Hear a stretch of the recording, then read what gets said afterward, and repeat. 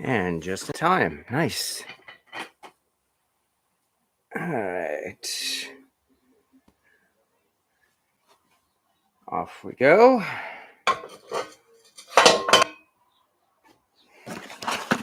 And it's time for the best pasta for mac and cheese, cavatappi, which I think they invented just for mac and cheese.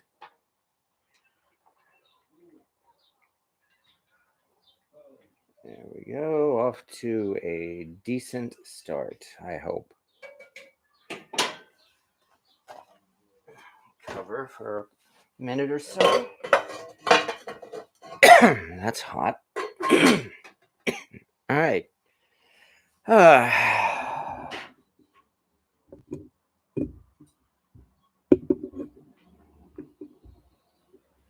And with that,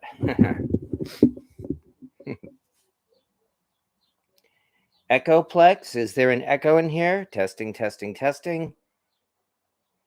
Hi there. Hi there, everybody. Good evening. I saw something about Echoplex. I didn't know if we were getting feedback or not.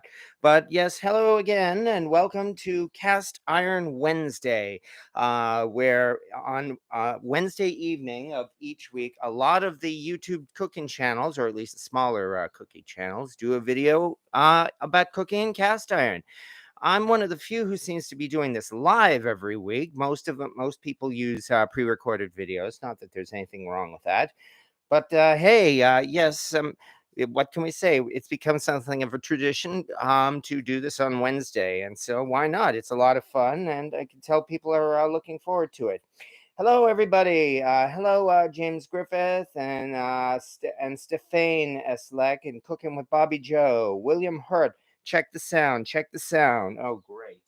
Okay, we are checking the sound right now. Sound check. Testing, testing, testing. Could have sworn I had done this part already. Let me see. The sound is plugged in. Testing, testing, testing. Can anybody hear anything?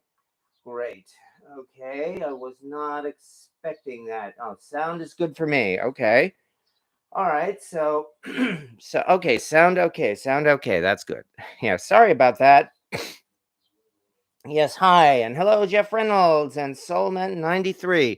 But as we mentioned already, yes, that's true. We are doing some mac and cheese tonight. We've got some, as you can see, the pasta has just gone into the water. And we're about to add something that, well, a lot of people add this to their mac and cheese, and a lot of people don't. And that, of course, would be a lot of bacon. But after all, any excuse to make bacon is a good one, especially any excuse to cook in cast iron, which, of course, is the other. Okay, William Hurd, you're still echoing. There might be something else going on. Do you maybe have two windows open at the same time and may not realize it, William Hurt, perhaps? Because everybody else seems to be working fine here. But yes, whoops, there we go. That sure didn't take long. Hold on one second. You know the thing about oh, where did I just put that? There it is. You know the thing about making pasta. Can't keep this covered too long at the beginning, or else you end up getting a boil over. So let's just start cooking this regularly now, and then we will probably leave it uncovered at least until the pasta becomes al dente, which should not take very long. But anyway, yes, as we mentioned, let's try to get a shot of both of these. There we go. So that way we've got some cast iron in the picture now. But yes, I guess this is something of the aftermath of the Brimfield Antique Show last week. I posted a video about my adventures at Brimfield this year, or at least this season, on yesterday. Excuse me, sorry about that. Still getting over that cold.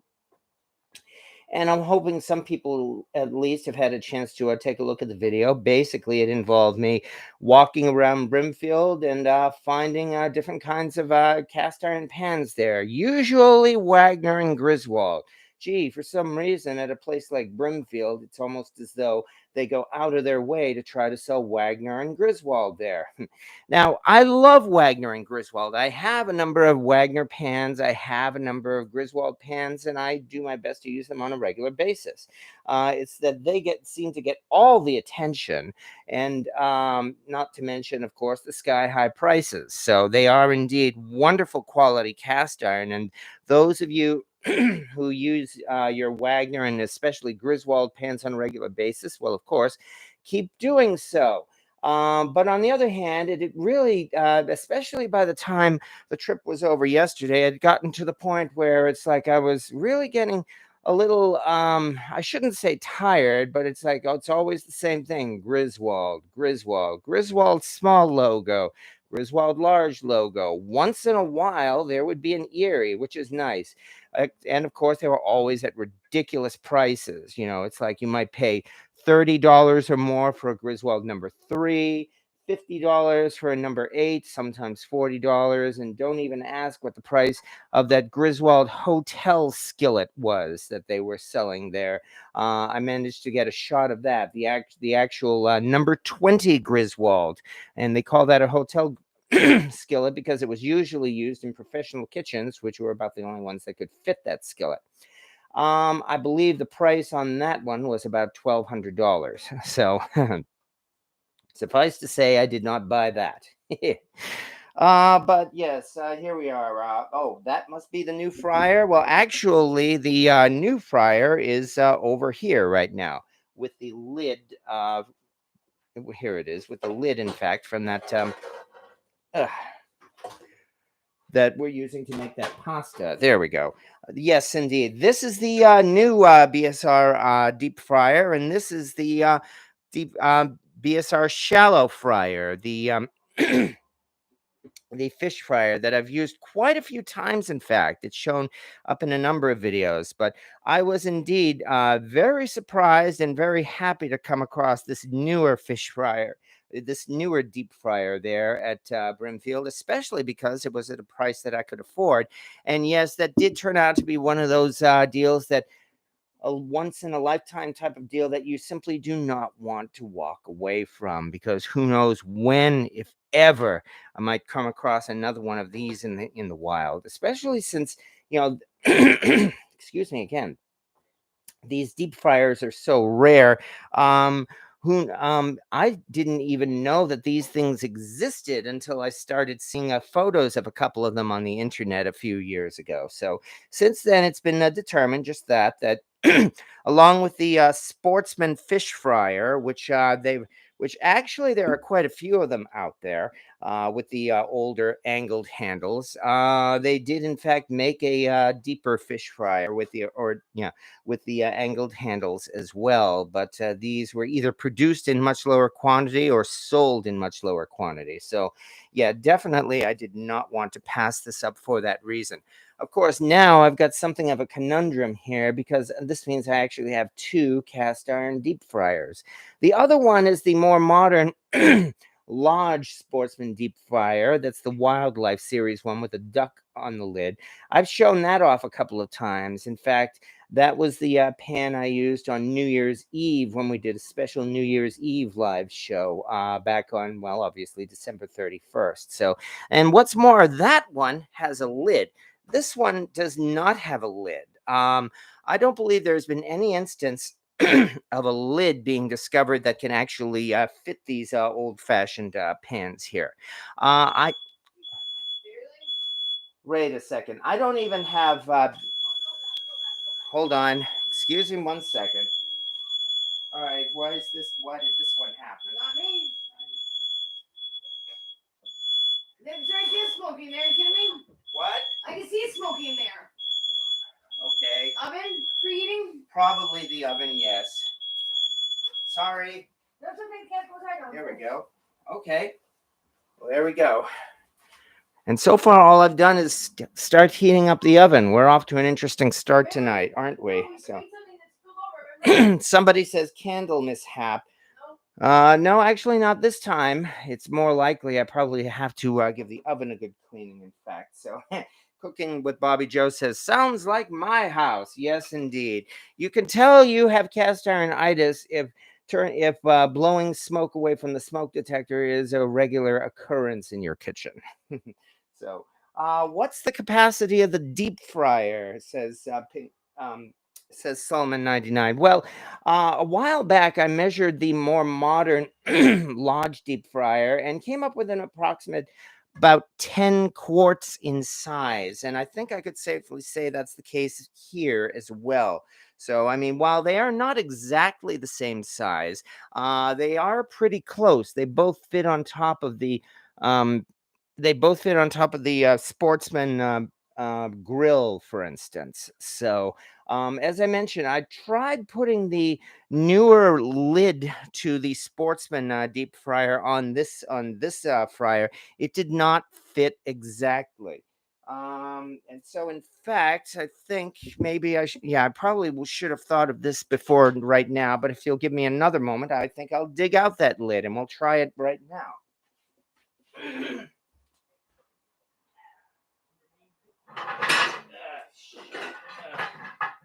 Do this nice and quick. Clang, clang, clang. I know. There we are.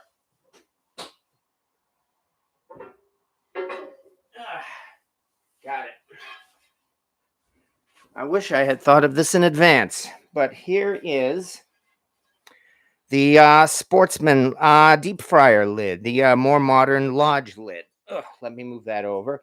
And over here, in fact, I'm sure you want a closer look, is the BS&R deep fryer. Well, let's see how well it fits. And the answer is almost. I mean, I can get it to fit on top, but you can see it's moving. It is not precise. Something about this shape on the underneath of the pan is not correctly aligned with this. In that I know I can use it and bake with it or cook with it if I have to, but it is not an exact fit. So there is a very, very slight size difference between this deep fryer and, for that matter, this one as well. Here, let me do this as well carefully because this one's hot. Ow. Yeah, this one's definitely hot. Oh, this one's actually fitting a little bit better, which is not on this end. It isn't. So, no, it is still not fitting. See, it does not fit quite right. The size is not exact.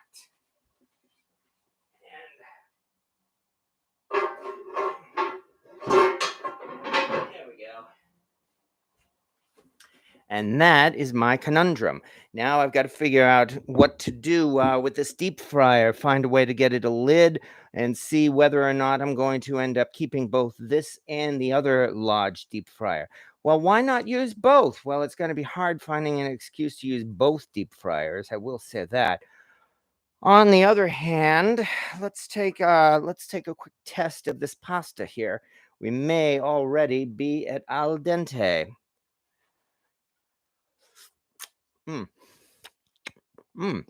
Not bad. Maybe a minute or so, and that'll be it. Then we'll drain this, and we will move on. It sure did not take long, did it?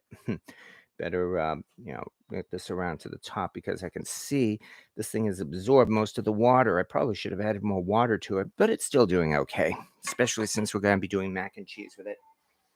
Anyway.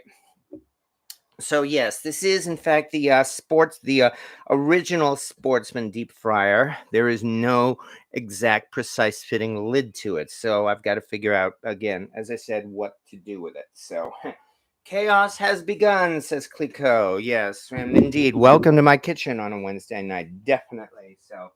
Sam Cook, a new deep fryer. Is that BS&R? Yes, indeed. This is, in fact, the first generation Red Mountain series of the BS&R deep fryer. It's a companion to the much more common BS&R shallow fish fryer, which a number of those have seen. Granny Graham, hello. And hello, Sam. Tired of the rain here. How are you? Yeah, we're actually getting into some terrific weather here. We're going to hit 90 degrees for the first time this coming weekend. So, William Hurt, Lodge and BSR were never the same size. Well, yes and no. BSR transitioned to their DISA, DISA automated manufacturing in the 1960s. And at that time, they did redesign practically their entire line of cookware, including the deep fryer or the fish fryer, rather. And that became the one that people know more often, the one with the rounded handles. It had at first the teeny tiny rounded handles, which I understand they call rope handles now. And then that transitioned over a decade or so to the more common wide flat top handles.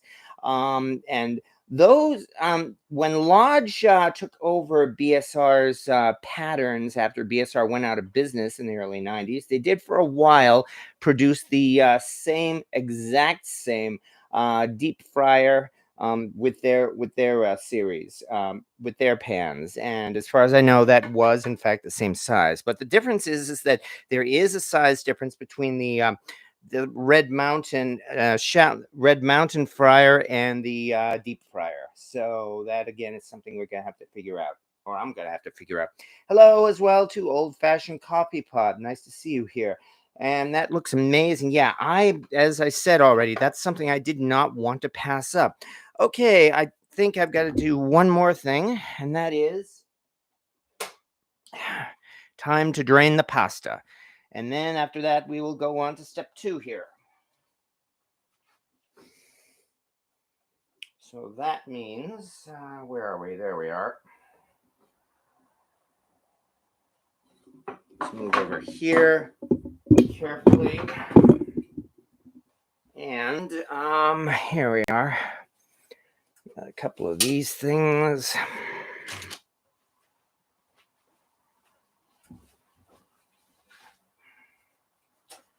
Sorry for the delay, folks. I am trying to do this as quickly as possible. There we are. Nice and careful. Actually, that's what this is for. I don't even need this lid. Duh. That's why we can just dump it into the sink, into the colander. That's what it's for. All right, there we go.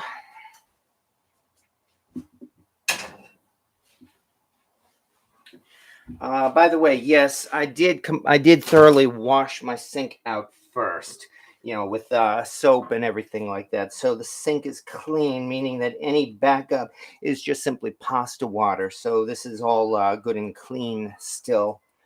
Let's get this back over to here. Ouch.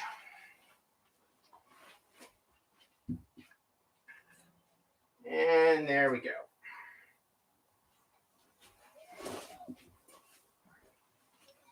Okay.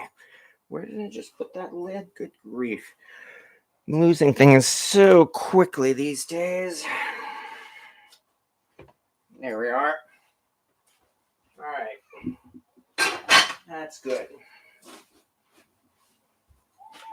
And now that we've gone back and forth, let's start concentrating more on the subject at hand here, which again would be the BSR fryer. And it's time to introduce a friend of ours.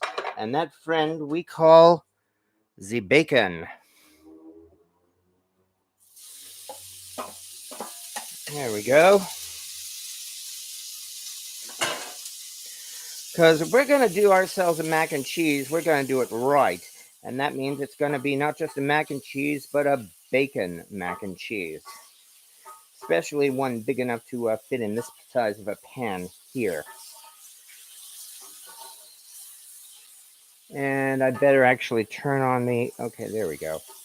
So far, so good. And that's one reason why I really enjoy using this shallow fryer as well, because besides being a fish fryer, let's do this right, this thing makes a terrific two-ended skillet. It's essentially the same size as a smaller skillet, but much wider. You can fit it over 2 burners. Got a lot more surface space for doing stuff like this.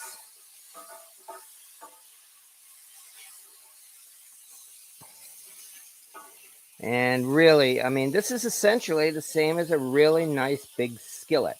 Got a lot of room for doing things like this, and that's one of the reasons why I have very much enjoyed using this. I've actually had this particular one for a few years now. But you know, the fact now that I've got the deeper version of this is good because it means it's going to be higher and there will be a lot less grease splattering, especially in instances of like what I'm doing right now. In fact, I can even turn this down a little bit so that this bacon doesn't cook too fast. There we go. Off to a decent start. Once this bacon is good and ready, we'll be able to start making our roux, because first you gotta make a roux. And yeah, there's the secret as well to making a good mac and cheese. Something that I learned a few years ago, in that there's actually something of an exact science to making homemade mac and cheese. It's actually quite simple, but there is some math involved. So, like it or not, you know what your elementary school teacher said when you were taking math class? And I know I was, and really I was not. And yes, I do regret not paying attention more in math class because you really do use math almost every day. I don't have, I At my particular job, I don't use algebra and trigonometry every day, but it still does come in handy. After all, when you asked earlier this evening about the volume of this deeper fish fryer here, that's what we did. I used the volume of approximately the volume, I don't know if you could say like of a cylinder, but that's probably close to it, to get an idea of how many cubic inches were in that cylinder of space were in this. And then from there, I just, thanks to Google, translated that to quarts. So that's why I've got an estimate that this thing here has about a 10 quart capacity. This has maybe, I think, perhaps a 3 to 4 quart, probably closer to a 4 quart capacity, because it does have all of this wide area here. And that will be more than enough to make ourselves a mac and cheese. All right. I have a flat 2 burner skillet. Wish I had a deep one like that. Yeah, that's why I'm looking forward to doing some cooking in the new skillet. The reason why I'm not doing it right now using this is because, yes, I still have to clean it up. I need to strip it down completely to bare metal, and then from there re-season it. But wait a second, didn't I buy it from a cast iron vendor? Surely he seasoned the pan? Well, yes, he did.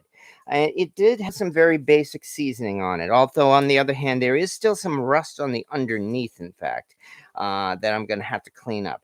But just as important, when you get an unknown piece of cast iron, whether it's at a flea market or a place like Brimfield or the like, I mean, you do have to consider this. These things could very well have been in storage units or stuck in somebody's attic or basement for a long time. We're talking months, possibly even years.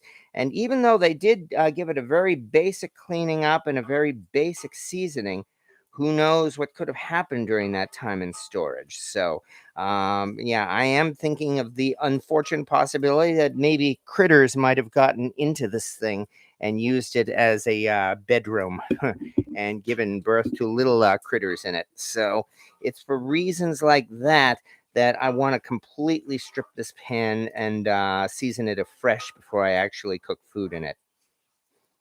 On the other hand, this bacon is just about done already. So that means I definitely need to turn this down a little bit. And where did I put this? I know I just had it. I got myself, oh, here it is. A metal pan, especially. Actually, there's no reason why I couldn't put it into here. A metal pan, especially for draining the grease here, because you do not want to drain hot bacon grease into a plastic container or even a glass container. So, yeah, I have definitely learned to appreciate metal bowls in use in my kitchen. There we go.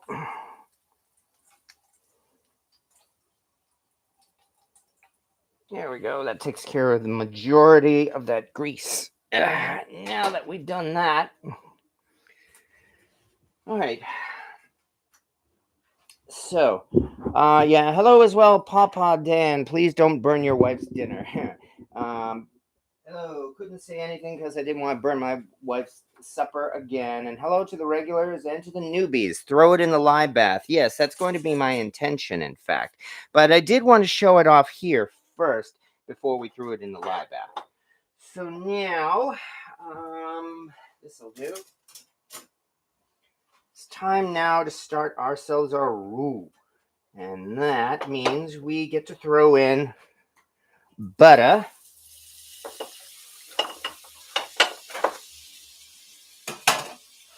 And start stirring this around so that it gets, evenly distributed and not burned. And yes, I am going to keep the bacon in the pan because why not? This is half a stick of butter, which is about 1/4 of a cup. And in a few seconds or so, when this is done, we will throw in half a cup, not half a cup, 1/4 of a cup, mind you, an equal amount of flour. And I've learned my lessons about roux. Before, I would often start throwing in more and more flour to get it to the right consistency, and that was entirely the wrong thing to do. It meant my roux got too thick and had too much of a pasty, floury taste. Rather, gotta trust in the science. So that means we've got 1/4 cup of butter and 1/4 cup of flour here. And that's about all we need to build in a good roux, especially for mac and cheese, in fact. All we really need to do is just cook this around until it's no longer has a flour taste to it. And that's one reason why I'm leaving the bacon in the pan. That's also why I cook the bacon in the pan first, to help add some flavor to it. Because once we do this, we get to the next step, and that is preparing the cheese. Mac and cheese at home is so easy in that, yes, I do still make the box mac and cheese, but not very often. And largely, I have to admit, in this case, it was my roommate, Jamie, who pretty much convinced me to make box mac and cheese again. Because, I mean, really, it is not that hard to make this stuff from scratch. And there we can get into arguments about how it's better than the stuff you buy at the store. I will say though, when I cooked Kraft dinner again after all this time making it myself, God, I was amazed how tiny that pasta was. Oh my God, those little pieces were small. There we go. And this roux has browned quickly, largely because of all the bacon grease in the pan as well. That's why we don't have a white roux, and we've gone right on to something of a blonde roux here, because it's more of a bacon roux than a blonde roux. And to this, I have carefully measured a tiny bit more than 2.5 cups of milk. Now, normally with this kind of thing, I would add the milk a little bit at a time. But in this case, we are doing this intentionally because we're going to be melting the cheese in this. So we just have to heat up the milk, and then we add the cheese. And here is the formula I learned only recently. And boy, this works pretty well too. Namely that you've got to be precise with the amount of roux and the amount of cheese and the amount of milk you're using to get the right kind of cheese sauce. As I learned, apparently they discovered the golden rule is 8 times, meaning that I have just added 8 times the amount of milk that I have in my roux. And here's where we get to use a little bit more math. As I mentioned already, I made 1/4 cup of roux. You mix together 1/4 cup of butter and 1/4 cup of flour, and you end up with still about 1/4 cup of roux because it mixes together. You don't have half a cup of roux, you have 1/4 cup. We multiply 1/4 cup times 8, and we get 2 cups. And that's how much milk I've just added to it. And that is what we're going to be doing to melt the cheese, because you don't want your cheese to become thick like the blob. And I've done that before too. And here it is. Here's the cheese. Plop. So yes, I've learned the hard way, and just watch. I'm going to end up ruining this tonight and eating my words. Well, hopefully not. But no, apparently, yeah. The thing is, when you end up with a really thick, orange, greasy mass of congealed cheese that looks like something out of the blob, you've pretty much ruined your cheese sauce, unfortunately. It still tastes okay, and yes, you can eat it. But I've learned that there's really no way to remelt that cheese and make it into a nice sauce. I mean, adding more liquid does not seem to work. That's why the proportions are much more important.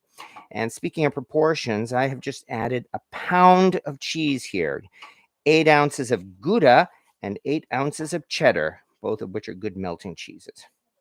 And that in turn matches the amount of pasta we're using here. I used a pound, 16 ounces of pasta, and we're going to be using 16 ounces of cheese to go with it. 1 for 1. There's the rule. The bacon is extra. All I really need to do now at this point is simply melt this in. Once this is all melted, we'll be able to mix in our... In fact, I'm really hoping I didn't curse myself and end up with this too thick. Well, we'll find out. On the other hand, this doesn't look so bad right now. Okay. Having said all that, yeah, if the mix is too thick, too stiff, add a bit more milk. If too thin, add more cheese. A lot of surface area for cheese crusting. Yes, exactly. Surely cooking the bacon adds goodness to the roux, not just flavor. Yeah, I think you could say that. I mean, after all, you know what they say about bacon making everything better. You know, you might be right. I think I might actually want to throw in a bit more milk just at this point, because I don't want this to be too thick.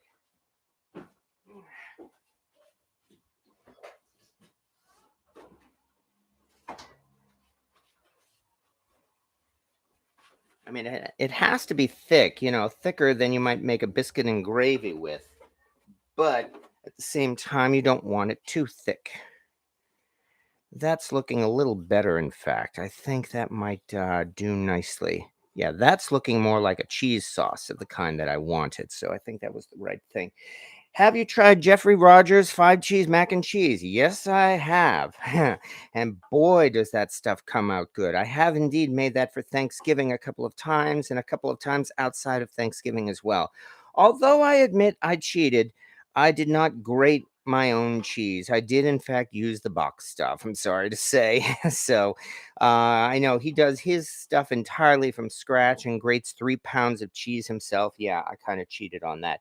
It still turned out fantastic, though. Definitely, yeah.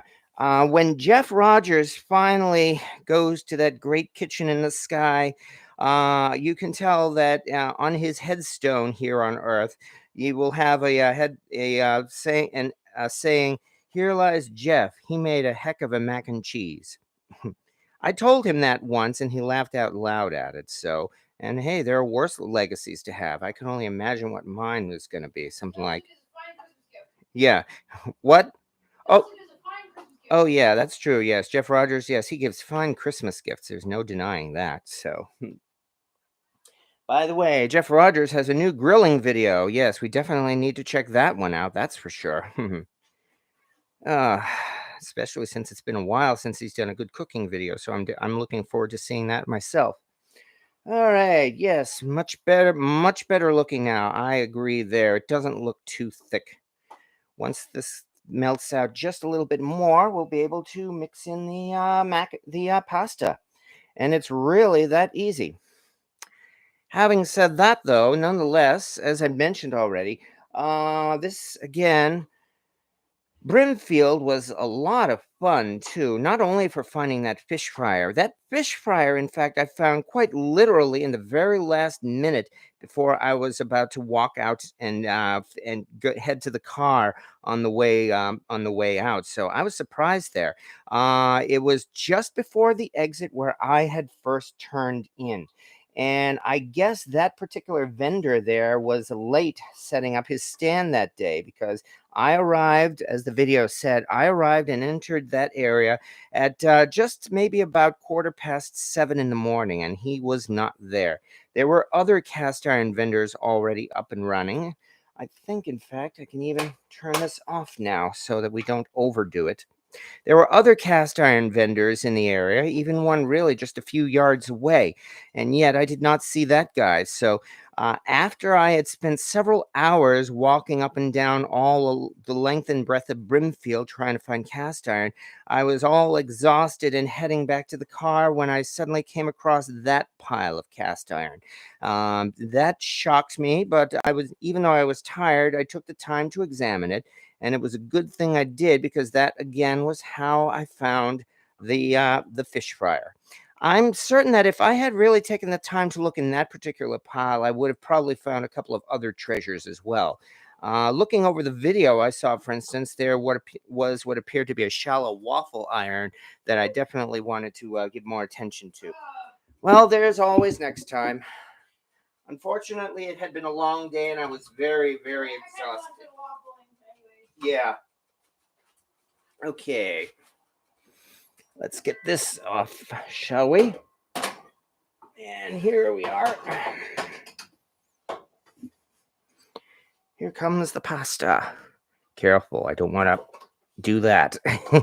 Spill it all over the place. Now we're going to have to pick these pieces up. Oh, well. What a shame. Here it is. Was going to use this on the bacon, but it turned out I didn't have to. A couple of pieces here. Have I mentioned yet that I am, in fact, an amateur cook and I am not a chef? Can you tell? All right. Nonetheless, we have to do it. Yeah, definitely. I would say, yeah, that deep fryer would work very well making this mac and cheese. Look at how I'm spilling all over the place, in fact. So making this in the deep fryer may very well be now one of the first projects I do when I actually put that thing together. Still, this is going to be a nice mac and cheese. I guess you could even say it's Gouda. Yuck, yuck, yuck. It's not the bada, it's a Gouda. Ay, terrible Italian accent, especially for someone who prides himself in coming from an Italian family too. Still, yeah, it's all Gouda. Well, there's also cheddar in it too. All right, now all we got to do is just mix it around a little bit more. And then let's quickly make ourselves a topping for this, shall we? Then once we've done that, I'll be able to talk a little bit more about Brimfield, if folks don't mind that is. Because yeah, I still have there. Yeah, even though I was only there for one day, 7 hours worth, but still one day. I can think of a couple of stories to tell, and they're all good stories too. I fortunately did not get into any trouble, and likewise, I did not get into any arguments or fights or anything like that. I do my best to avoid those kind of things. So, really, in my case anyway, it has more to do with discovering cast iron and maybe other things there than anything else. So my Brimfield adventure is actually pretty tame compared to some. There's a Facebook group especially for people to talk about and prepare for Brimfield. And now that Brimfield's over for now, everybody's thanking them. Somebody posted how, unfortunately, there was a hit and run on his camper. The morning he was getting ready to leave, it seems that an RV apparently plowed into his camper, did some damage, and ran off, regrettably. So, sad to say, people can still be jerks even in places like Brimfield. Anyway, we're off to a decent start with this mac and cheese here. So now we've done that. Let me move this thing out of the way a little bit. Ugh, definitely need more room here. Let's put this in. And now here it is. Here comes the fun. Here comes the next fun part. Ritz Crackers. You know, among the best things you can top a mac and cheese with.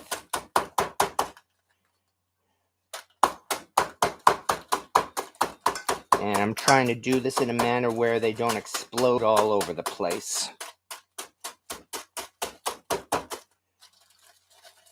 Which is not as easy as it looks, as anybody who's done this knows.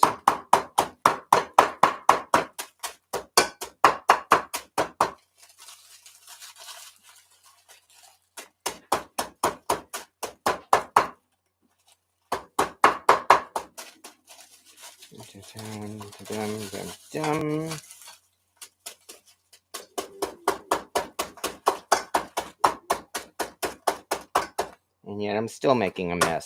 What a surprise.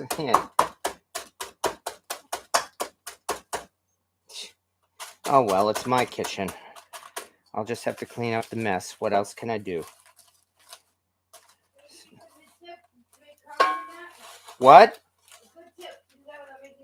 Okay, what's the tip? You do a freezer bag, put some in them, and you fold over and put that freezer bag inside another freezer bag when you smash them. Oh, okay, that's a good tip. Yeah, put them in a freezer bag, she said. 2 freezer bags. 2 freezer bags. Because the first one might pop open.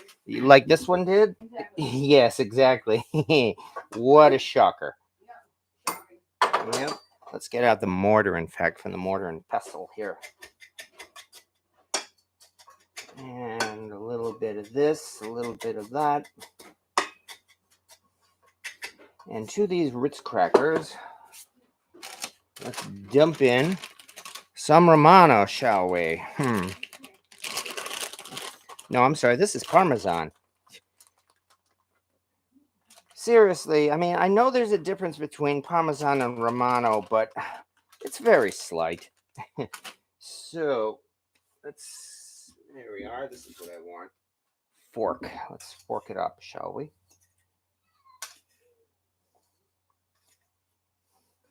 And yeah, I didn't even measure because you really don't have to.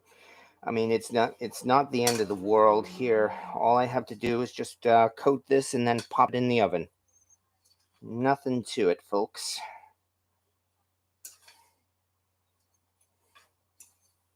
And there we go. This did not take long at all. All right, so it's back to here. Let's see if we can do this right, shall we? If I try just doing it from this way, it's probably not going to evenly coat. So I'll have to do it like this.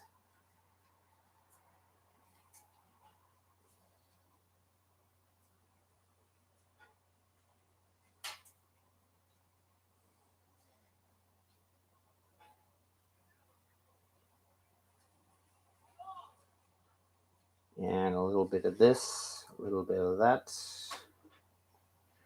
As they say in Fiddler on the Roof, a pot, a pan, a coat, a hat. Someone should have set a match to this place long ago. So yeah, I grew up listening to Fiddler on the Roof. As a result, I know a fair amount of the songs in there. But there we go. Maybe just a little bit more here. And with that, I do believe we are ready. So let's get this thing into the oven carefully. And then I'll finally take care of your comments. Thank you for your patience with that. And let's get on to having some fun. Well, actually, this is fun. I'm certainly not complaining about this. In we go. And in we go. Wow, we're already 43 minutes into this. This is not going to take as long as I thought. Okay. Having done that, let's do what folks want to see. Get another look at the Birmingham Stove Range deep fryer. All right, at last. Okay, now where did I just put my mouse? Oh, there it is. Okay, at last. Let's scroll back and let's take a look at some of these comments here. Thank you, everybody, for your comments. I mean, as I said, I encourage questions and answers. The conversation really is what makes this thing fun, even if I'm just concentrating on the cooking here. So, like, for instance, we've got, yeah, make sure that I didn't burn hers or mine, said Papa Dan. Eating now. I hope it turned out good. Yeah. As well as your cooking here, I like watching cast iron cookers knowledge, finding hidden gems at at flea markets. Yeah, there is indeed. As people who go treasure hunting at flea markets or Brimfield or estate sales, they know there are tricks to it. In among other things like at Brimfield, for instance, I make a point on Saturday morning, the busiest day of the whole event. I make a point of going there at about 7 o'clock in the morning. And I know my friends think I'm crazy, but until they find out that by 9 to 10 a.m. or so, traffic going into Brimfield down Route 20 is backed up literally for about a mile. And it can take close to an hour just to get there and park. So I would rather get there early in the morning so that I have plenty of time to browse and look for treasures and the like. So in the long run, it's worth it. For a lot of folks, especially if I take friends with me, that means we're usually exhausted and tired by getting on to 11 o'clock or noon. And what's wrong with that? That means we can leave fairly early and we'll have plenty of time to get back and relax and just enjoy ourselves for the rest of the day. So that's not a bad thing at all either. And then, of course, there are the tricks we find about well, really, cast iron hunting. Namely, number one, a little bit of knowledge will go a long way. In the video, I did come across a few very interesting items, even though some people consider them throwaways. Like, for instance, I saw a made in Taiwan tiny little number 3 size pan that looked like it was made in imitation of Birmingham Stove Range, a BS&R number 3. I'd never seen anything like that before. So yeah, that was interesting. Well, why didn't you pick it up? Number one, I've got a ton of number threes. Number two, that particular guy, unfortunately, thought that rusty cast iron pile was gold. There were some interesting things in there. Yes, I saw some China made unusual shaped skillets. I saw this really interesting looking cast iron pot that looked like it could very well have been vintage. It had a very thick, heavy bottom, and the ears for hanging the bale, they were vertical instead of horizontal like you see in modern day Dutch ovens. I really wanted to take another look at that. And when I asked the guy how much for this old rusty pot, he said $30. $30 for that?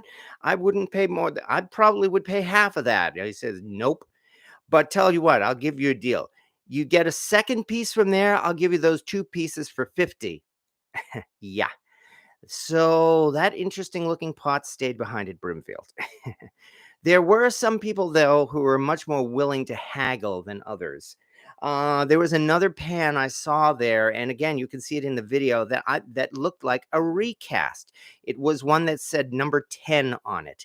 It had the shape of an early Wagner. We're talking like early Wagner, maybe the Wagner in quotes 1890s days.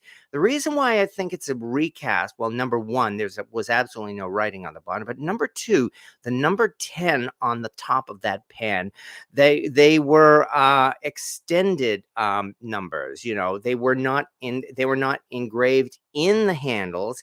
Instead, they were raised outside the handle, and that made me think that an actual Wagner had been used as a pattern to make the mold that pan was made in. At $60, it was actually pretty tempting. I was seriously tempted to try haggling with that guy. Maybe I could have gotten that for $40 or $50. 50 would have been the absolute maximum I would have gone for if I really, really wanted it. And notice I did not get it because, again, I've got my big cast iron collection. I've got a number 12 size BS&R. I've got this 12-inch wide Australian made skillet. So, I mean, for that reason, I really didn't need another number 10 size skillet. It looked great, yes, but I don't just want a wall hanger. I want something I would use on a regular basis. So for that reason, even though I did not get it, I still really don't regret not getting it. Somebody else will be lucky one of these days and get that pan. And at least I got some good video of it. So that's I mean, we could go on and on about just doing the hunt there. And again, this doesn't just apply to Brimfield. This applies really to any antique mall you go to as well. So that's a good thing to remember, the proportions you mentioned. Oh, that must have been about preparing the roux, I think. Yeah, I learned that the hard way, and I found this out by doing some research online, and I tried it out, and it worked pretty darn good. So as a result, that mac and cheese there got a nice thick sauce, and it was not that overly thick sauce like you get out of the blob. So I'm happy about that. If the mix is too stiff, yes, add a bit more milk. If too thin, add more cheese, as Val's Black Cat's rule says. A lot of surface area for cheese crusting. Have you tried Jeffrey Rogers? Yes, we already did. Terry Sinjeff. I shred my cheese. It melts faster. Well, what I did with that cheese, in fact, I didn't shred it. I got some blocks of cheese and cut them into big cubes, as you saw. And they still melted okay. I agree, Terry, that shredding the cheese, it would melt faster. And for something like, say, Jeff Rogers mac and cheese, that's the best way to do it. In my case, I did not have a problem melting that down into a cheese sauce, though. So that really did not take a lot of effort. And fortunately, though, I was also not on a very tough time schedule either. If this was something I was making for family, for instance, I would have been ready to be sure to prepare that well in advance. So, and hello, Peg Tooth. Made it. No, you're not late. So you are definitely you're doing just fine, as you can see. And is that Louis J. Cast Iron Cooking? Is that a BS&R Sportsman oval fryer? Yes, they both are. In fact, as I mentioned, this one here is the deep fryer, the rather rare. I'm proud to say rare Sportsman deep fryer, as opposed to the more shallow Sportsman deep fryer, which is actually more common. It's still unusual and it's still quite a find, and I'm glad to own one myself. Yet we have seen these shallow fryers quite often on the internet, and I've even seen them in a couple of antique malls as well. Usually with the usual prices, $75, $100 or more. But anyway, yeah, it has the unmistakable handle of this. Oh, by the way, this does not have the Sportsman logo on the bottom, and it also does not have a number on the size number on the bottom. Let me show you the bottom of this. In fact, like I said, it still has rust on it, unfortunately. Yet, even underneath the rust, all we could see is a number. I think that's a number 1 here at the bottom, and that's it. It has nothing else at all. No letters, no numbers, nothing else to identify it. Some of these shallow fish fryers also do not have any labels or size numbers on them either. There are some unmarked of those, but there are a fair number of these out there that do have the Sportsman logo on the bottom, which is one reason why we know that they are from BS&R, in fact. As I said, they made these up until the 1960s when they switched over to their automated production, and then they completely redesigned it. And that's when we started seeing the ones with the rounded handles that are a little bit more common. These fish fryers or oval roasters or the like, these things are really great. They can be expensive. I mean, unless you get an incredible bargain. I paid $40 for this, and I think that was a good bargain. But who knows how you might come across one.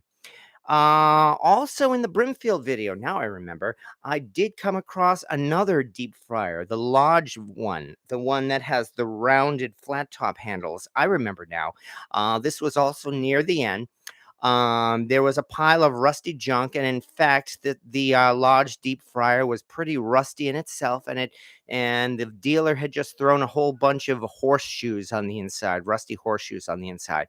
If I had bothered looking at that, I'm betting I could have gotten a great deal on that. If somebody wanted to get that and put it in their e-tank, electrolysis and derust it, they would get a fantastic bargain. I would not be surprised if you could have gotten that one for $10 or so.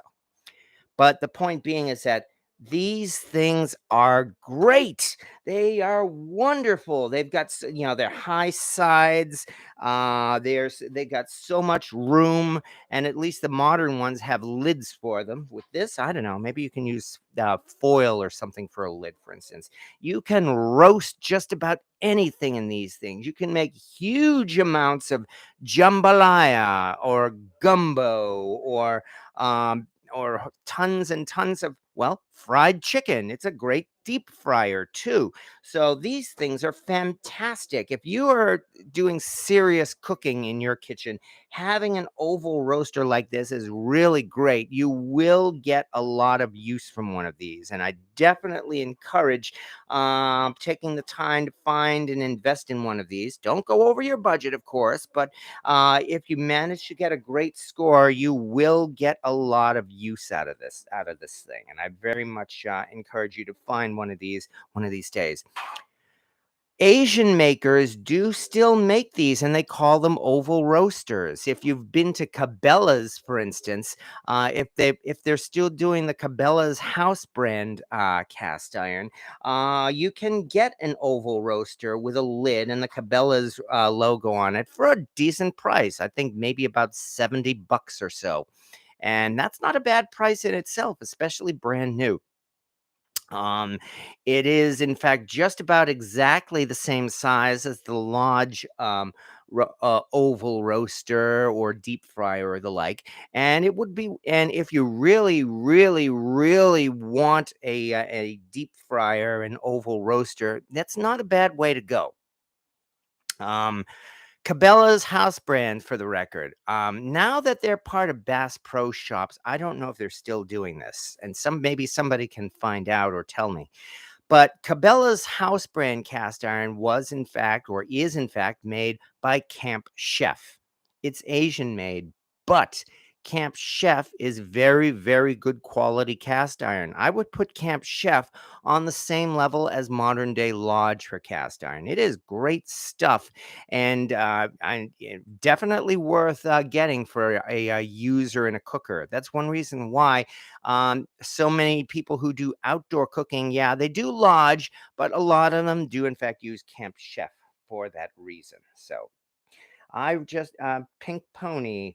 I just remembered the Seinfeld show and the Kenny Rogers fried chicken joint. I don't remember that one actually. Sorry. um, Okay, gotta love live cooking. Yes, exactly. Stir it up. Looking awesome. Okay.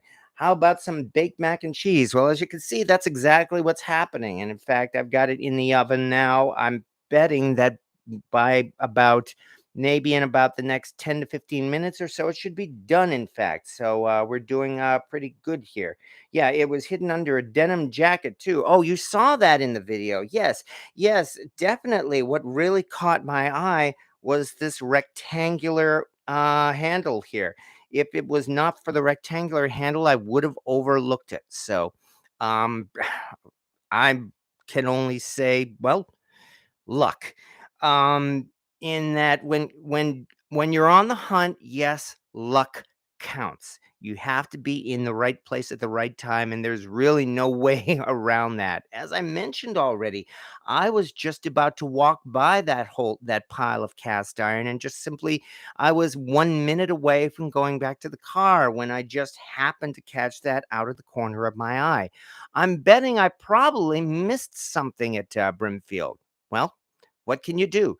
I mean, if you spend your life entirely wondering, gee, what have I missed? Well, then you won't regret the things you haven't missed, like this, for instance. So, yeah, I've been trying to, William Hurt, I've been trying to drag my friends and family to Brimfield for years now. Twice I've managed to do so.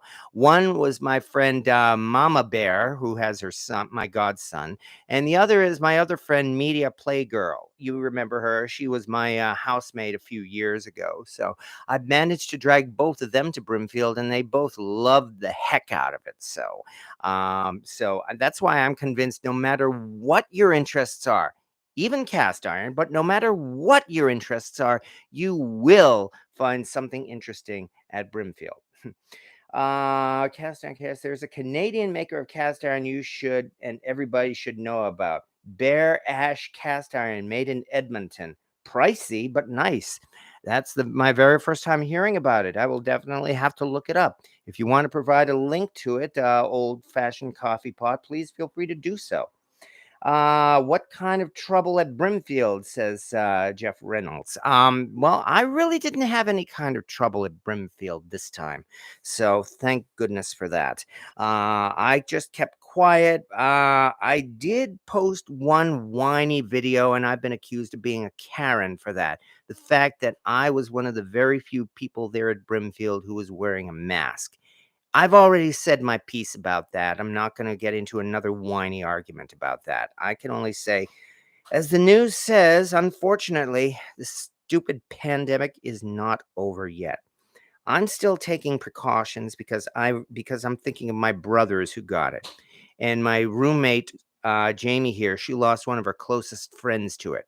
Her dad was was in intensive care for about 3 days because of it. So now, so it's real, and that's why I'm still taking precautions. I just had to get that off my chest, and I had to say one thing about it, and that's all I'm going to say about it. Okay, other than that, yeah, that's a rather big mortar forker. Yes, this mortar here from the Mortar and Pestle. I've had this for more than 10 years now. This is a nice thick marble or stone mortar and pestle. I got this. I still remember a coworker gave this to me as a Christmas present. I am positive he re-gifted it. He probably got it for a Christmas present himself, did not want it, and so he gave it to me.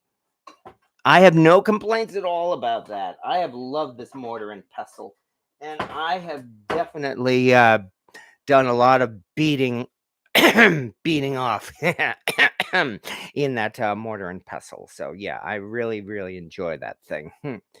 Okay, what else do we have? All right. Okay, someone like it's worth mint. Oh no, that's just a YouTube comment. What else do we have here? Okay.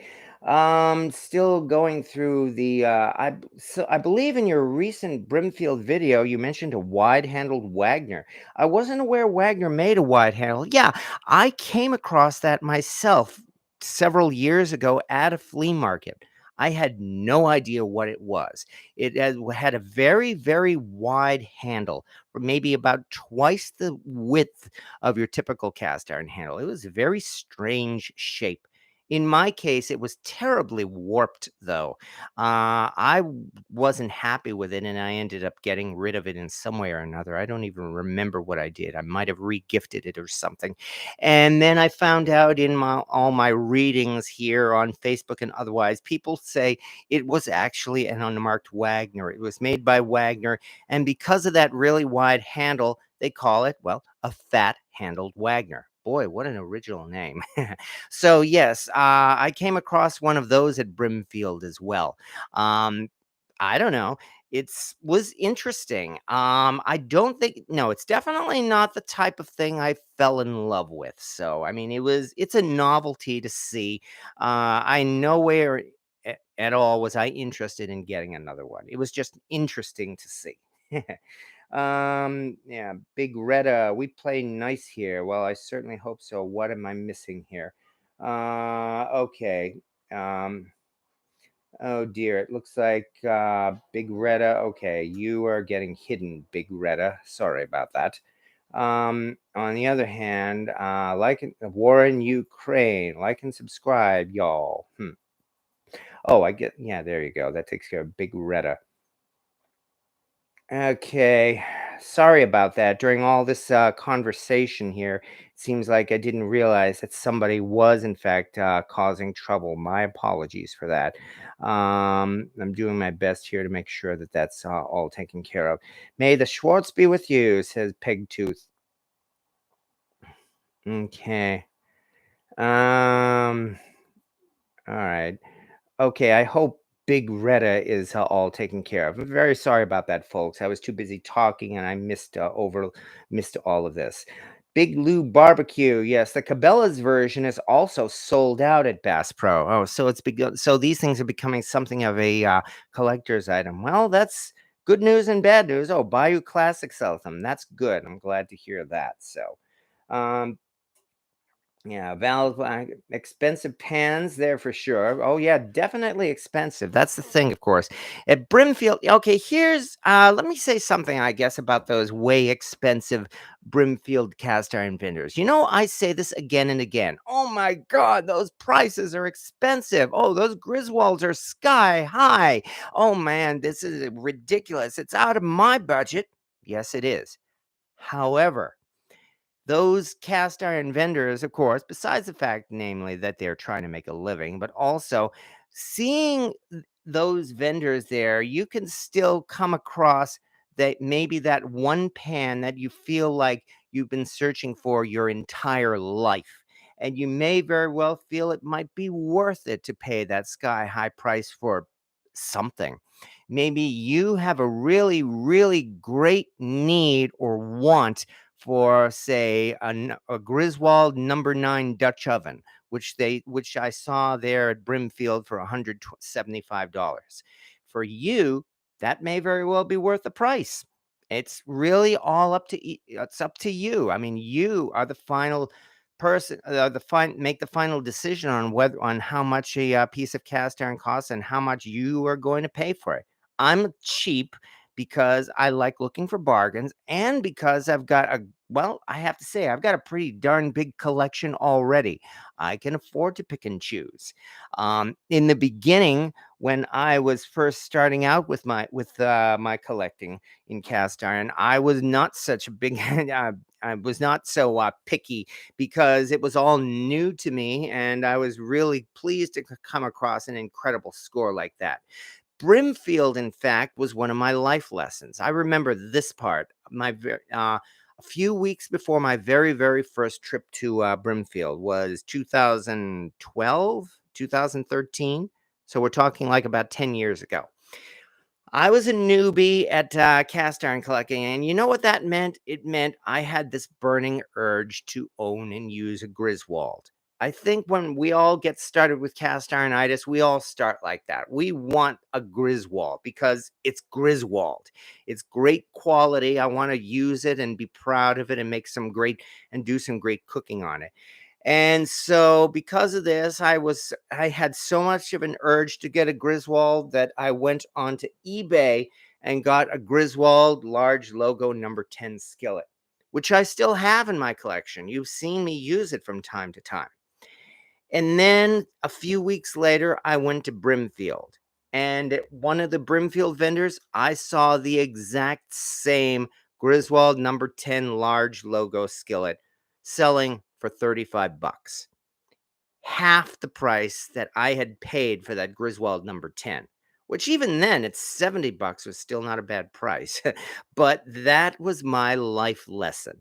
That was when I learned that really you can't, I mean, there are better bargains to be had out there. You just have to have some self-control Usually I do, but sometimes I don't.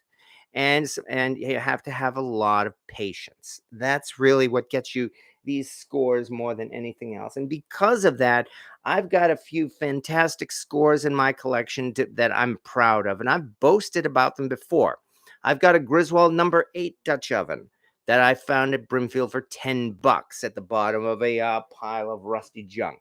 I've talked before about getting my huge 15-gallon cast iron cauldron at Brimfield, which was one of those once in a lifetime scores. The things that if I had walked away from that, I would have been kicking myself for the rest of my life. Hi, everybody, by the way. Oh, hi, Jamie. Hi, everybody. Yeah, yeah. Jamie's been busy. Oh, yeah. She's been busy. Yeah, she's been busy taking care of Trouble because Trouble, now that spring is upon us, Trouble has started getting out. He's becoming an outdoor cat. And we are pretty much letting him be an outdoor cat because he keeps sneaking out again and again. But he's been coming back. So it looks like he knows how to handle himself outside. Anyway, as I was saying, yeah, I've made some really great scores to be proud of. I can't deny that. Last year at Brimfield, I found that bunt pan and all got it for $20. So really, what you need more than anything else is patience. That's all I can say. You do need luck. You have to be in the right place at the right time because I stumbled across that bunt pan, for instance. Oh, shut up. I stumbled across that bunt pan. If I was not in the right place at the right time, I never would have gotten that bunt pan. But having a little bit of knowledge helped, and it helped me to make that score that that I am indeed just so proud of. I can't deny that. I'm proud of that. All right, and I acquired the shallow Louis J cast iron cooking. I acquired the shallow 3052 oval fryer for $20. There you go. That's exactly the type of score you're talking about. Please excuse that noise outside. Anyway, yeah, that's exactly the type of score I'm talking about. I mean, you get a great score, you get a great pan, and I've no doubt, Louis J, that you have gotten a lot of use out of that 3052 fryer. Isn't that a fantastic piece? It is so useful for cooking. And what's more, because you got it for $20, you've got a story to tell. You've got something to be proud of. These scores really are some great memories that yeah, anybody is proud to pass on here. Peg tooth. No, Papa Dan. I don't believe that BSR made a lid for the deep fryer. They did for the shallow fryers. Well, no, they made a lid for the newer fryers. The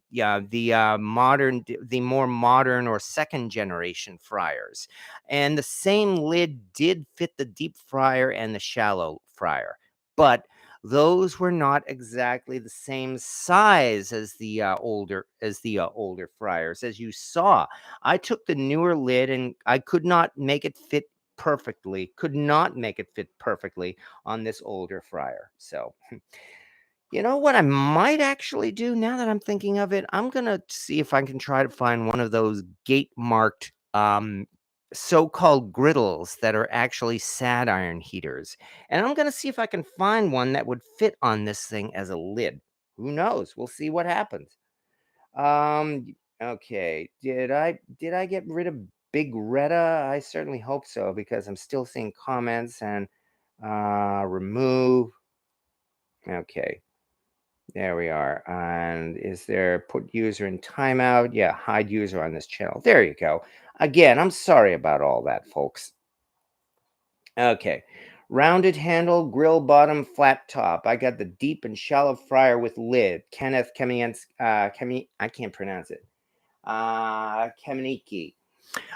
Yes, but well, what can I say? Again, aren't those things really great? I mean, being able to use those is even more fun than being able to find them.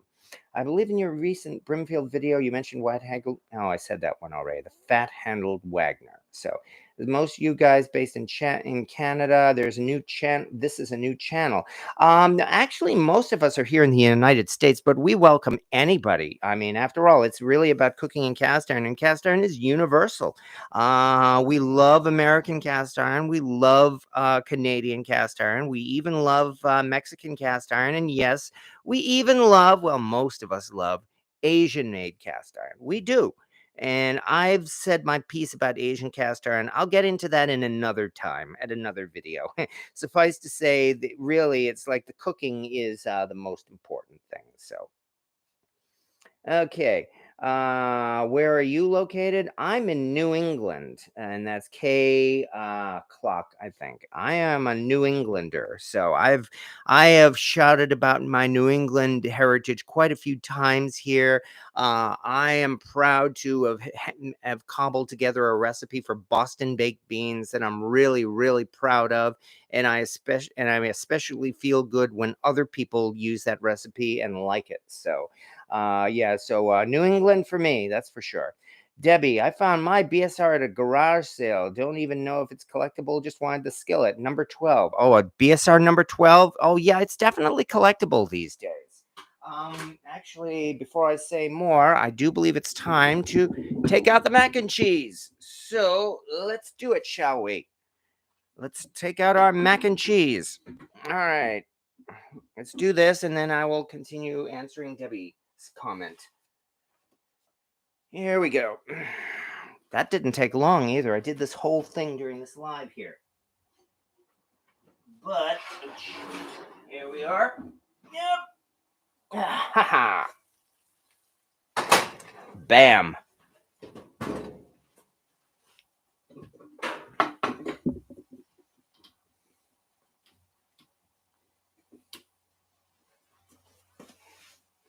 In fact, let's lower this a little bit, shall we? There we go. And this is Romano mixed in with these Ritz Crackers too. So, oven goes off, and here we are with our mac and cheese. Not a bad way to use a BS&R fish fryer, that's for sure. Val's Black Cat's rules. We've had people here from all parts of the world, with the exception of a few sillies. Well, thank you very much. Yeah, I'm probably one of the sillies. When are you moving? All I can say is I'm still working on that. I'm sorry. That's a little bit of drama that we'll talk about at another time. Right now, though, Papa Dan, eye is going backwards. Swelling is coming back. Can't get another injection until pressure goes down. Well, the best of luck, I guess that's the best we can say. All right. Anyway, Debbie, BSR number 12. Yeah, here's something else I noticed, even at Brimfield. BSR pans are starting to be recognized by cast iron vendors, which means they're jacking up the price for them now. I saw some of them say BSR on the label, even a couple that said BSR question mark. So, like it or not, BSR cast iron is indeed becoming collectible, and it's unfortunately going to be harder to find it at cut rate prices, but not impossible. Even in my Brimfield video yesterday, you saw I pulled a few BSR skillets out of rust piles, including a couple of Red Mountain ones and a couple of the Century Series ones, so they can still be found. The best I could say yet again is have patience. Can you put the one with the ducks on it upside down on the new one? Or do you mean on the old one? I'm betting you do. Oh, well, let me dig that lid out and let's see. Ouch, damn it. I'm okay. Yeah. Okay. You had suggested taking this lid and putting it upside down. Well, let's see what happens, shall we? Ugh. Oh, can't do it. Number one, look at the way these handles are angled. Can't do it. Can't do it for that reason. So can't be done. And we'll try one last time. It's a close fit, but not exact. Even now, there we go. Even now, I mean, this looks secure, but it's actually not quite right. So, still not quite an exact fit. So, unfortunately, no, the lid still will not fit. Sorry to say. Okay, put this back.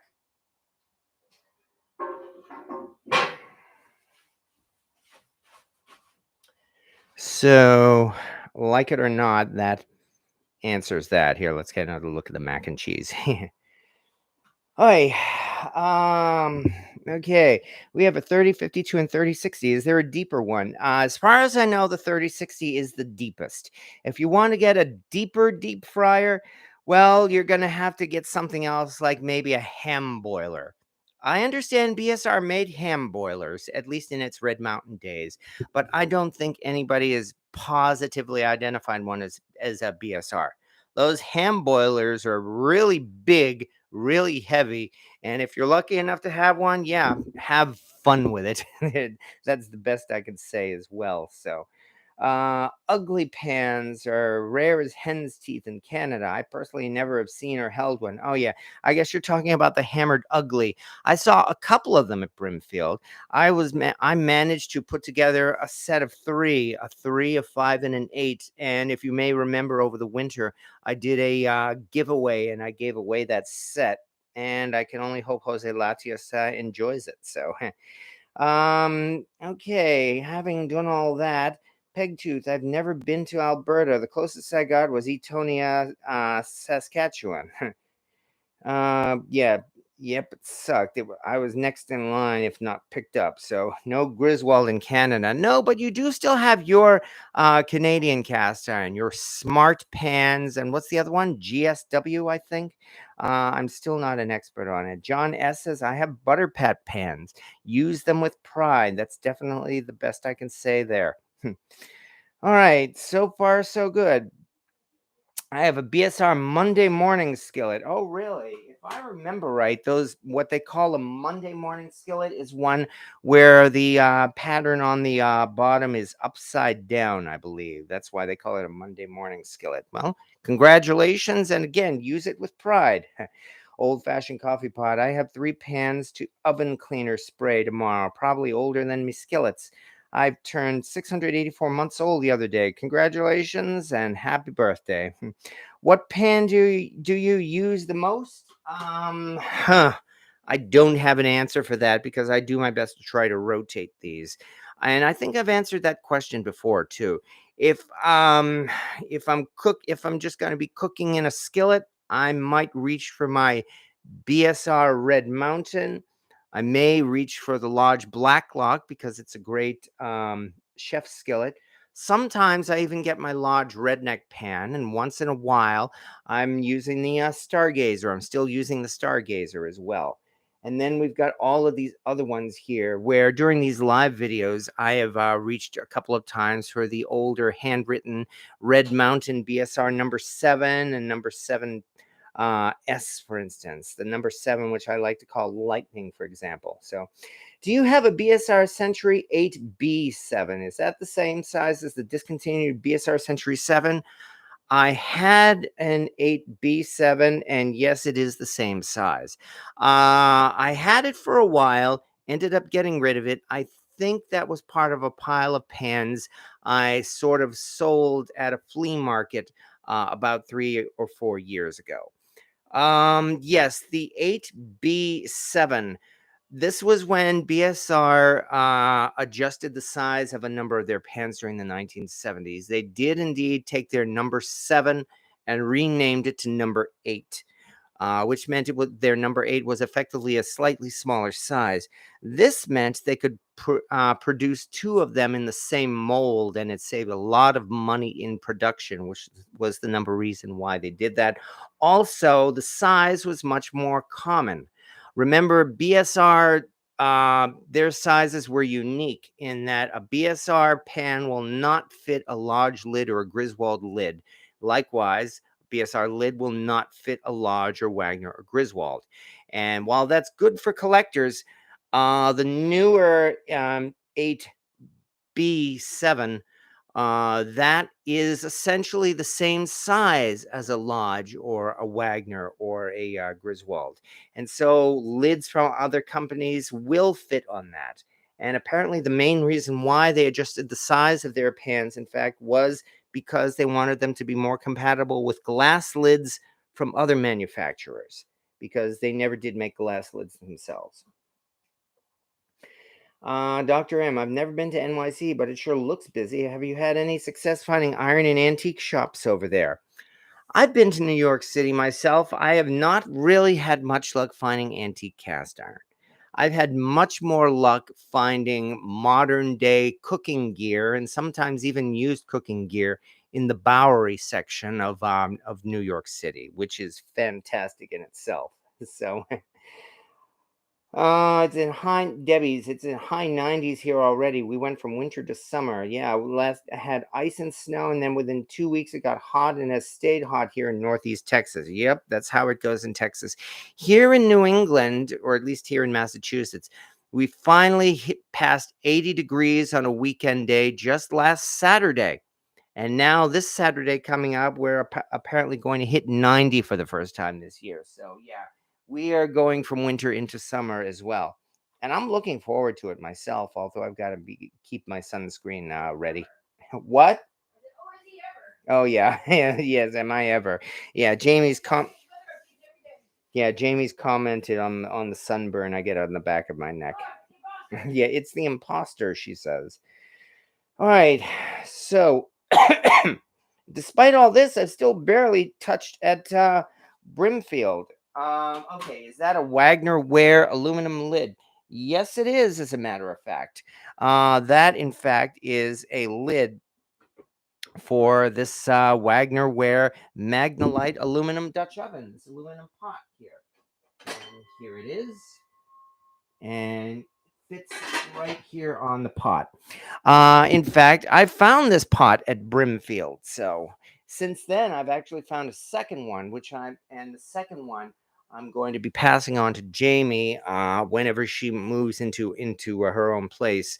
Yeah, I actually have a small collection of kitchenware to help Jamie stock her kitchen when that time comes. But nonetheless, yes, that is in fact a Magnolite aluminum Dutch oven. They made these, by the way, even though this has, shut up, even though this has the older Wagner ware logo on it. Wagner actually made these, my understanding is, during their later years from the 1960s through the 1980s. So while they did design those handles to look more like your 1930s Art Deco style movement, they're actually fairly new. Well, the 1960s are not new anymore, that's for sure. I did see another one of these aluminum pots at Brimfield, and I saw the larger aluminum oval roaster at Brimfield as well. So they're actually, I shouldn't say they're common, but they're out there and they're not too hard to find. So, and after cooking, what dish do you find makes cleaning cast iron the most time consuming? Probably something with that involves a lot of grease and in fact a lot of deep frying. One thing I will say about this deep fryer here is that when I do deep frying, it uses a lot of oil and it does take a fair amount of cleaning to clean up. Likewise, I can say that about my big cauldrons as well. They can be tough to clean up, but not impossible. And I guess you could say it's kind of a trade-off. So hot weather is great for lye baths. Yeah, there is definitely that. And that's why I'm looking forward to seasoning and using this very, very soon. So I have that pan. It was called Lumpy because it was a bad casting, but worked on it. It has a glass lid. I use it for braising meats and it works well. I bought it new in the 1980s. So there you go. You get anything that works for you, that in itself makes it a good score. Are the aluminum oval roasters worth investing in or just go in cast iron? Hard to say. I did, in fact, get a really big aluminum roaster at Brimfield last year. And I largely got it just because it was one of those once in a lifetime type of scores. And I still haven't used it. I'm thinking I'm probably going to be passing it on as a present come the holidays, in fact, to someone who I know will be able to use it to make her roasts because I'm still going to be using cast iron. On the other hand, I love this aluminum Dutch oven here. This is simply the best water boiler I've ever made, and I always make pasta in my aluminum pot. I also make rice in my aluminum pot. So that in itself, I feel, has made this a good investment. So, all right. Wow, we are really getting into time, aren't we? And even despite all this, I still really haven't even scratched the surface about Brimfield. Well, that's good. I can always continue that conversation. And besides, there's always summer coming up, where in fact, I've already had an idea for the next video about Brimfield. It's not just going to be one of wandering around Brimfield, filming any cast iron I can find, but I'm thinking the next time I go to Brimfield, hopefully in July, I'm going to try to concentrate on finding off brands that are not Wagner and Griswold, and see what turns up. Keep hitting the send button by mistake. Hope you enjoy your supper tomorrow night. Kenneth I still can't pronounce it. Kamianiki. I roasted a turkey in it. I made Italian wedding soup and cotton candy. Candied jalapenos.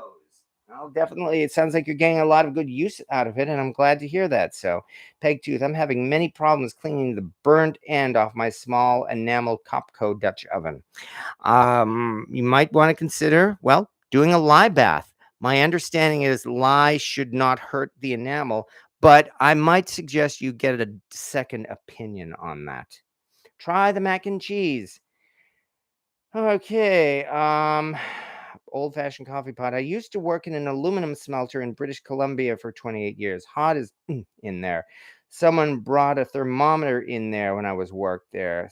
54 Celsius in the pot rooms. Ooh, boy, that must have been really sweltering. I love those Art Deco accents too. Okay, are you spending less on certain foods in the supermarket because of inflation? I think we all are. I mean, unfortunately, all we can do is just get by until or unless prices go down again. And with any luck, that should be happening soon enough. And that's all I'm going to say about that because I am not interested in arguing politics. Thank you. Papa Dan, tomorrow I will be cooking chicken fried pork chops, green beans, carrots, biscuit, and gravy in my field number 10. And that sounds good. And please post some pictures if you can, Turner Fowler. All right. Anyway, when you get a new lodge piece, do you strip the pre-seasoning or season over it? Well, now that I have that excuse me, now that I have the Cracker Barrel Walking Liberty $half skillet, I am thinking I'm probably going to have to dip that in the lye tank for about a week or so and season it myself. I think I might do a better job with it. So I use the Blue Cap oven cleaner for one round, but it's still cool outside. Okay. As I said, I think we are getting on. And again, I haven't even I'm still not done talking about Brimfield, but I think we're about done for tonight. Number one, we've got some mac and cheese to eat here, and I certainly want to sink my teeth into this thing. And number two, it is a work night, remember, so we do still have to keep on going. But I can only appreciate everybody taking the time to let me make some mac and cheese for for you to watch and to just keep talking on and on and on because it's fun, and I can only hope you folks have enjoyed yourselves. That's really what I'm interested in more than anything else. If I remember right, I believe one of the other channels, in fact, what's the name? Mudbrooker. That's right. I believe he had a Griswold Dutch oven giveaway tonight. Might want to drop by his channel and see how that all turned out. Other than that, I do believe we are getting on. So I would like to call it an evening because we have things to do. I have to go to work tomorrow and we've got to think about next week. Well, next week I'm actually planning on doing something else, maybe more pasta next week. Kind of like as another memorial for Mom, and I will get on into that another time. But we'll see how that all turns out. Still, I'm quite proud of this, and if nothing else, I had a chance to show this off We learned something. I tried putting a lid on it, and at least it gave a chance to talk about the history of BSR. So I can only thank everybody again for showing up. Thank you for everybody. Mr. Gregory, Russell Weber, thank you. You're welcome. And Val's Black Cats Rules, and Kay Clock, and Corey Clark, War in Ukraine, Terry Sinchef, William Hurd, Shadow Walker XM, Peg Tooth. Boy, I feel like the teacher from Romper Room who always looked in her mirror at the end and read off all the names, and we all watched it and hoped she called out our name. So and with that, I think we are heading out and having a good evening. So I can only thank everybody once again for showing up, because, well, we're hardly done here. We'll just keep on cooking. So yes, and Jamie says good night, everybody. Have yourselves a good evening, folks. See you next Wednesday.